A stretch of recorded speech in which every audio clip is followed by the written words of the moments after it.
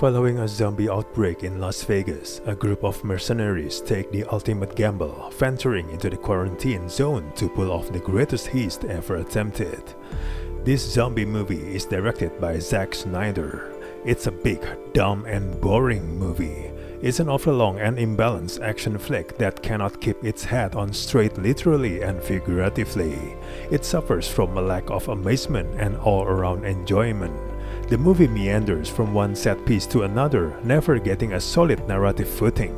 It delivers some compelling action and shocking visuals, but is not clever or fun enough to be more than a shallow zombie flick. The film is neither a skillfully crafted heist plot, nor does it employ its zombies too overmuch, if any social commentary on the state of the world like George Romero's original.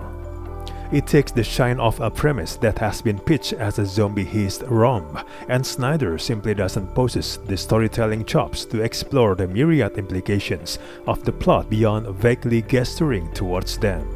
The film peaks within the first 20 minutes with a fantastic opening credit sequence, which tells an entire story and lays out the low concept. It sets us for a feverish pace that grinds to a halt after only 20 minutes. What follows is a creative disappointment. There is no real connective tissue to the overall story Snyder's attempting to share. The expectation for a silly zombie movie seems reasonable, but there's only so much dismemberments that can sustain 2 hours and 30 minutes. Zombies are often just boring, yucky and indistinguishable horror vermin whose gruesome killing, in each case, is a dramatically uninteresting non-moment and all too often humorless. There are still only so many ways to make shooting a bunch of zombies in the head interesting. With a heist movie, there were a few brain cells in play, at least theoretically, but you cannot do that in fighting zombies. It's all just one monumental splatterfest.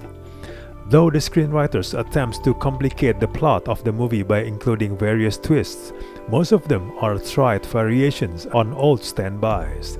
In fact, even the alpha zombie's motivation is reduced to a cliché trope that's extremely overused, especially in action thrillers. Several subplots and red herrings exist to inflate an already elongated runtime. The film loses even more footing because Ward's daughter becomes an afterthought until about the third act of the film. His daughter could have easily been cut from the film, trimming the final product by almost half an hour.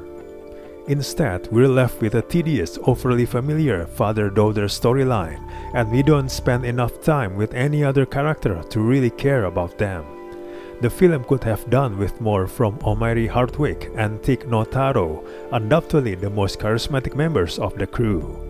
In the end, this movie falls into tired tropes and cliches, even for all Snyder's effort to deliver a freshly original zombie movie.